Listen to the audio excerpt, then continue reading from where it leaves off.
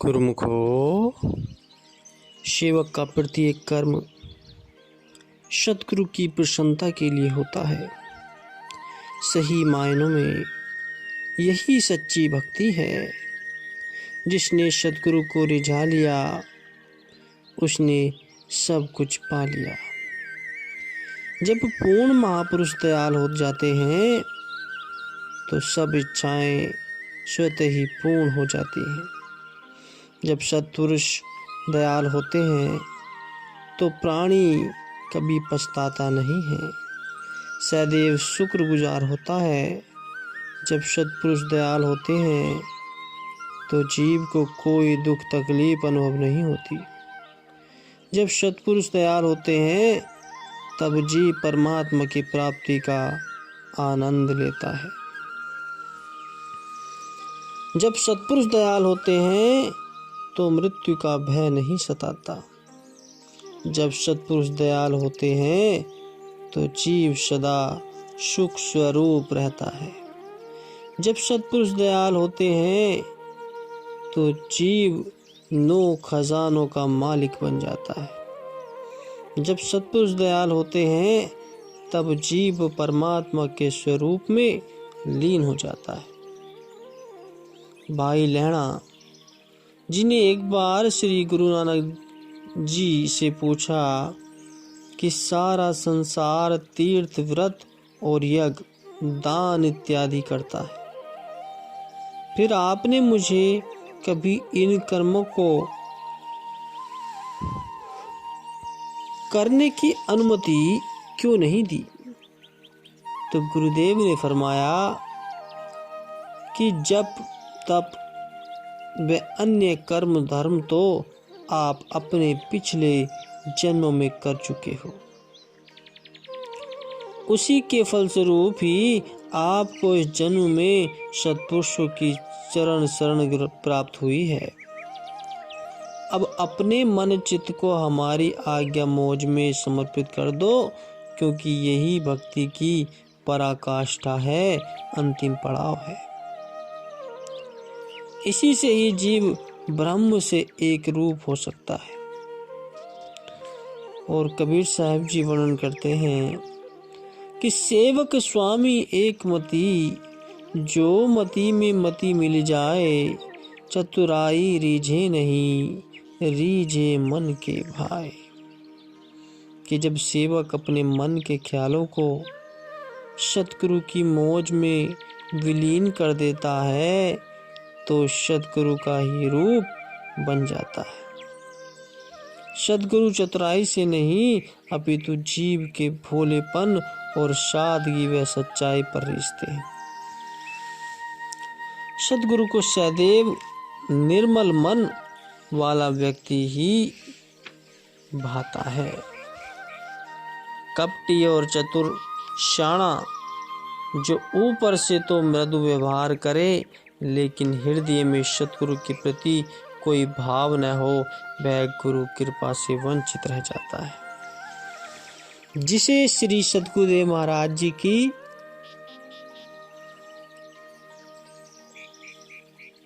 पावन प्रसन्नता पाने की इच्छा होती है, वह हर कर्म वैसा करता है जो सतगुरु को अच्छा लगे। संत कंवर राम साहिब जी प्राय एक भजन की यह पंक्ति गाया करते थे कि कियम रिझाया तीखे कियम पछता परचाया, अर्थात मैं तुझे किस प्रकार प्रसन्न करूं ताकि आपकी सेवा टहल करते हुए, गुरु आज्ञा को शिरधार्य करते हुए मैं सदैव आपकी कृपा का पात्र बनूं। प्रमुखो, एक बार की बात है कि भाई कंवर राम साहिब जी स्नान के पश्चात अपने पैर पोंछ रहे थे। तभी अचानक ही उनके गुरुदेव सतराम दास जी का वहाँ से गुजरना हुआ, तो उन्होंने भाई कंवर राम साहिब जी को ऐसा करते हुए देखकर सहज स्वभाव से ही अपने मुख से वचन किए कि भाई कंवर पैर क्यों साफ पैर क्या आपके साथ जाने वाले हैं जो इन्हें इतना पोंछ रहे हो? यह सुनकर भाई कंवर ने सिर झुका लिया और अपने अंतिम समय पैर साफ नहीं किए। बहुत समय तक भी पैर साफ नहीं किए। एक बार उनके किसी प्रेमी ने विनय की कि आपके पांव बहुत मैले हो रहे हैं, आप आज्ञा दें तो मैं साफ कर दूं। तो भाई कंवर जी ने कहा कि जो बात स्वामी जी को अच्छी न लगे, सेवक को वह कदापि नहीं करनी चाहिए। जिसने सद्गुरुदेव महाराज जी के वचनों को हृदयंगम कर लिया, वह ही उनकी प्रसन्नता का पात्र बनता है। भगवान को निष्कपट प्रेम ही सुहाता है। उन्हें चतुराई या बुद्धि के बल पर नहीं रिझाया जा सकता। एक बार काकभूषण जी गरुड़ जी को अपने पूर्व जन्म की कथा सुनाते हुए वर्णन करते हैं कि एक कल्प में एक बार कलयुग का कठिन समय आया। तब मुझे अयोध्या में एक शूद्र का जन्म लिया। एक शूद्र का जन्म मिला। एक बार वहां पर भीषण अकाल पड़ा और मैं रोजगार की खोज में उज्जैन पहुंचा। तब मैं भगवान शिव का भक्त था। एक दिन भगवान शिव के मंदिर में बैठकर पाठ कर रहा था कि मेरे गुरुदेव का वहां आगमन हुआ। गुरुदेव को सम्मुख देखकर भी मैं मंदमती पूर्वतः अपने आसन पर बैठा ही रहा और उनके स्वागत हेतु खड़ा न हुआ। गुरुदेव का इस प्रकार तिरस्कार होता देख भगवान शिव क्रोधित हो गए और उसी समय मंदिर में आकाशवाणी हुई कि हे दंभी पाखंडी, तुम गुरु के आगमन पर उनके सम्मान में खड़े होने की अपेक्षा अजगर की भांति बैठे ही रहे, ताकि मैं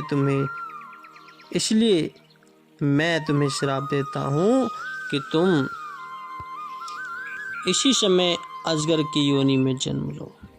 आकाशवाणी सुनते ही मेरे गुरुदेव का हृदय द्रवित हो उठा। उन्होंने भगवान शिव से मेरे श्राप की अवधि को कम करवाकर हर जन्म में मेरा ज्ञान बराबर बने रहने की विनय की।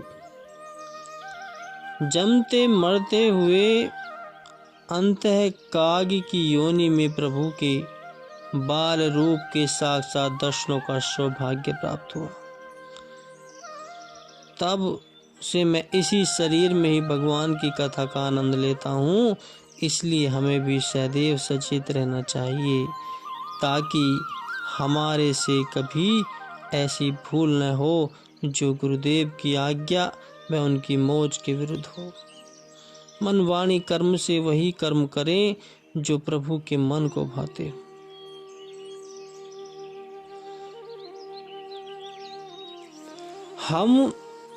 हे प्रभु, हम जीव भूलनहार हैं, अवगुणों की खान हैं, हर पल में न जाने कितनी गलतियां करते हैं। आप अपनी कृपा व रहमत से हमें सदा माफ करते रहना। इस भवसागर से वही पार उतर सकता है जिस पर आपकी कृपा का साया हो। वरन पद प्रतिष्ठा के अहम के वशीभूत हुआ जीव अपना नफा नुकसान कुछ भी नहीं सोच पाता। यादवों को भी जब अपनी शक्ति का घमंड हुआ तो वे अनजाने में ही एक ऐसी भूल कर बैठे जिससे उनके कुल का ही नाश हो गया। यादव घूमते घूमते एक बार ऋषि दुर्वासा जी के आश्रम की ओर पहुंच गए। खेल ही खेल में वे महारानी जामवंती के पुत्र सांब के पेट पर पुराने वस्त्र बांधकर ऋषि दुर्वासा से पूछने लगे कि इस स्त्री के गर्भ से क्या उत्पन्न होगा। तो ऋषि दुर्वासा जी ने उन्हें वहां से वापस चले जाने को कहा, लेकिन जब यादव न माने तो क्रोध में आकर ऋषि दुर्वासा ने कहा कि सांब वह मूसल उत्पन्न होगा जो तुम्हारे समूचे कुल के विनाश का कारण बनेगा। यादवों ने जब सांब के पेट से वस्त्र हटाए तो उन्हें लोहे का एक मूसल मिला, जिसे देखकर वे सब भयभीत हो गए। ऋषि दुर्वासा जी की भविष्यवाणी को झूठ प्रमाणित करने के लिए उन्होंने परस्पर विमर्श करके उस मूसल का चूरा करके समुद्र में डाल दिया। शास्त्रों का वचन है कि विनाश काले विपरीत बुद्धि, कि जब नाश होने का समय आता है तो बुद्धि भी विपरीत हो जाती है। यादवों का भी वही हाल हुआ। कालांतर में लोहे के उस चूर्ण से एरक नाम की तलवार की धार जैसी तीखी घास पैदा हुई।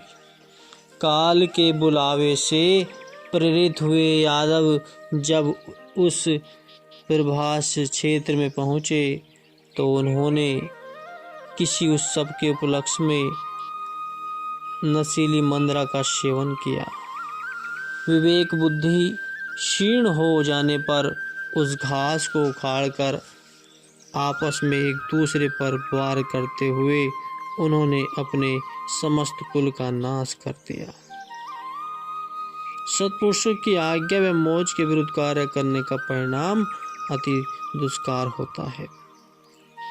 यादव चाहे भगवान श्री कृष्ण के ही वंशज थे, तो भी सत्पुरुषों से उपहास करने की भूल उन्हें मृत्यु के मुख में धकेल दिया। इसलिए सत्पुरुषों की प्रसन्नता पाने के लिए अपने मन व इंद्रियों पर पूर्ण रूप से संयम रखना अति अनिवार्य है। वाणी पर संयम होगा तो मुख से किसी प्रकार के अपशब्द नहीं निकलेंगे। मन पर संयम रखने से माया प्रबल नहीं होगी। जीव को संयमित रखने में ही जीव की बेहतरी है। इसलिए सभी मनुष्य को अपने गुरु की आज्ञा माननी चाहिए, उनके बताए हुए मार्ग पर चलना चाहिए, क्योंकि गुरु ही अपने शिष्य को सही मार्ग बताता है और उसे भटकने से बचाता है। जो महापुरुष संतों के वचनों पर चलते हैं उनका निश्चित ही कल्याण हो जाता है और जन्म मरण के चक्रों से छुटकारा मिल जाता है। सभी गुरुमुखों को महाशिवरात्रि की लाखों लाख बधाइयाँ और बोलो जयकारा। बोल मेरे श्री गुरु महाराज जी की जय।